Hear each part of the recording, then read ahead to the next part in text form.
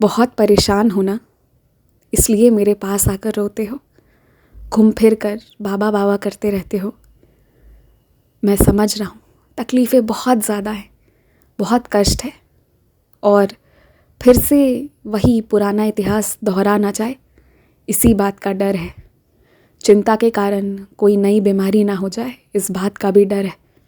मैं सब समझ रहा हूँ। बड़े दिनों के बाद तुम कल बैठकर मुझसे नज़रें मिलाकर शिकायतें कर रहे थे। अच्छी बात तो तुम्हारी मुझे ये लगती है कि अपनी गलतियाँ भी मुझे साथ ही साथ बताते जाते हो, पर मैं जानता हूँ तुम्हारा दिल भर गया है। शायद परेशानियों का बोझ अब बहुत भारी पड़ रहा है। ये ना सोचना कि तुम रोगे और तुम्हारे साथ बैठकर मैं भी रोता रहूँगा। नहीं, अब ना तुम्हें रोना है ना मुझे रोना है। हम इसमें अपना समय व्यर्थ ही बर्बाद नहीं करेंगे।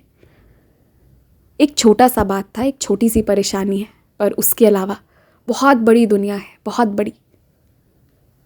तुम वहाँ जाओ, तुम अच्छे काम करना शुरू करो।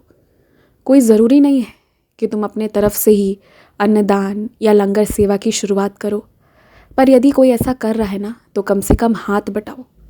जब लोग खा ले तो उनके जूठे पत्तल उठाकर उसे कूड़ेदान तक डाल दो। किसी को प्यास लगे तो उसे पानी दो। यहीं से तुम शुरू करो। थोड़ी देर तुम सेवा करो और तुम देखो तुम्हें कितना अच्छा लगेगा।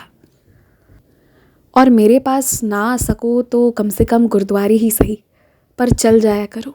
मन तृप्त हो जाएगा तुम्हारा।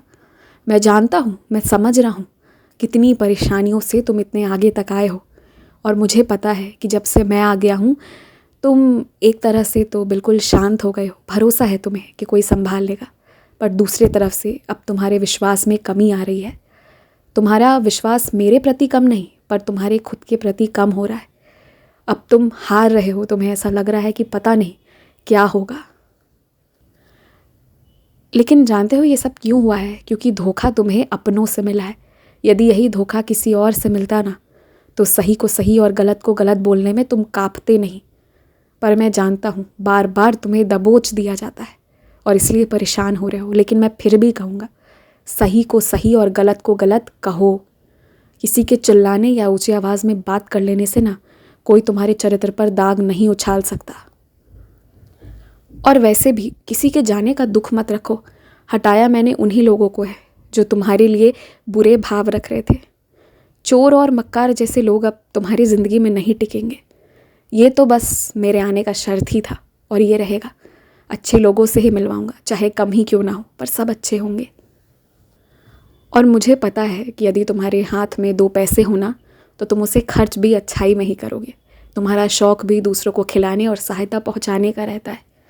बस इसलिए तुम्हारा तरीका थोड़ा गलत भी है ना, फिर भी मैं तुम्हारा साथ दे देता हूँ, और मैं उस गलत तरीके को सही कैसे करवाता हूँ तुम देखते जाओ। लेकिन एक बात याद रखना, मजबूत बनकर रहो।